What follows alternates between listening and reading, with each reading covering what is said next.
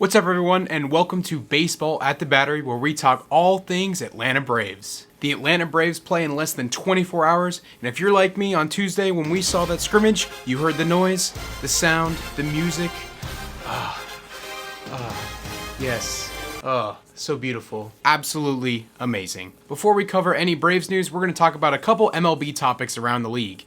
First, the Toronto Blue Jays. Where are they going to play? That is the biggest question around the league. Can you imagine not having a home? I want a home. The Canadian government denied them permission to play in their own home stadium in Toronto. After searching multiple options like Buffalo, possibly New York, it seemed the plans as of yesterday morning was that they would be playing in Pittsburgh. And as of yesterday afternoon, the state of Pennsylvania denied them access to that field. So right now, the Blue Jays start this weekend away, but once next week comes, they're supposed to be playing home games, and they don't have a home. So honestly, if you want to offer up your backyard or possibly your kid's baseball field, we'll see where the Blue Jays play this year, but I'm not counting on them to win that many games. Secondly, the MLB and the MLBPA this morning agreed to a new expansion of the playoffs. Now, this new format goes from 10 teams all the way to 16. That's over half the league. So now, instead of one team from each division, two top teams from each division will qualify for the playoffs, and the two remaining best teams in each league will then also make the playoffs, and the first round will consist of a best 2 out of 3 series instead of a stupid wild card game that we never want to watch, like the Nationals and Brewers. It's okay. I actually have a lot of opinions on this new format, and I don't want to get into them now, but I'll just make a whole nother video about this.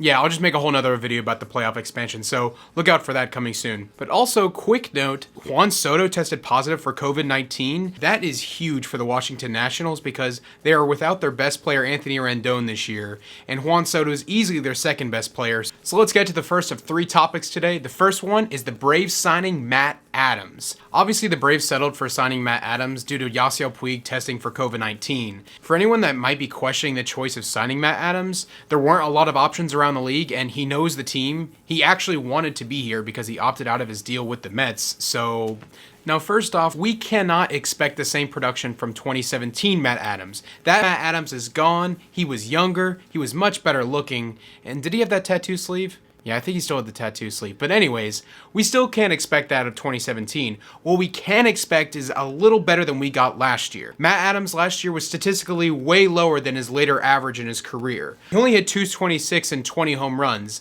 but he did slug 465, and that tells me there's a little gas left in the tank. And what's different about this year as well is the Braves don't need him to start. He can DH, and that's probably what he'll do unless we give Freddie a day off, but let's be honest, Freddie is not taking a day off. The Braves just need him to be a serviceable player against right-handed pitching in a DH format. This year, the NL East is stacked with right-handed pitching. Unfortunately, if Johan Camargo is starting, your best hitters against righties are probably Ender Inciarte and then Matt Adams, so you don't have a lot of depth there, but it's better than nothing.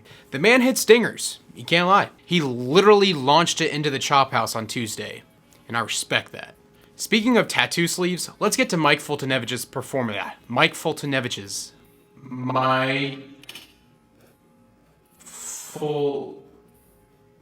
Fulty's performance on Tuesday. It was Contrary to what Paul Bird may have told listeners on Tuesday, his performance was not that good. After the game, he found multiple ways to blame his change in velocity on something other than himself. He blamed the radar gun, he blamed the weather, and he even blamed the crowd noise, which honestly I thought was a good touch from a TV perspective. And if you remember anything from the playoffs last year, watching the 3 dingers that he gave up back to back to back on Tuesday reminded you a little bit of Game 5 of the NLDS. With Hamels down and Hernandez not playing this year because of COVID-19, the Braves simply cannot have Mike Foltynewicz, supposedly their 3rd best starter, look like he did at the beginning of last year. They easily need him to be what he was at the end of last year, and if not, the Braves are in trouble in this shortened season. Was 2018 a fluke for Mike Foltynewicz? I don't know, but if it was, they need to make space for up-and-coming prospects like Ian Anderson and Tucker Davidson. And now to our favorite good old Southern boy. We all remember when he hit his first home run. His dad standing there, drinking his beer. watching his good old Southern boy hit a dinger. I'm talking about Austin Riley. He struck out twice on Tuesday, and then he homered twice on Wednesday, which seems to be just a microcosm of everything he did last year. Homer, strike out about 6, 7, 8, maybe 20 times, and then hit another homer. We know the power is there to hit 40 plus home runs a year, but he needs to figure out how to hit the off speed.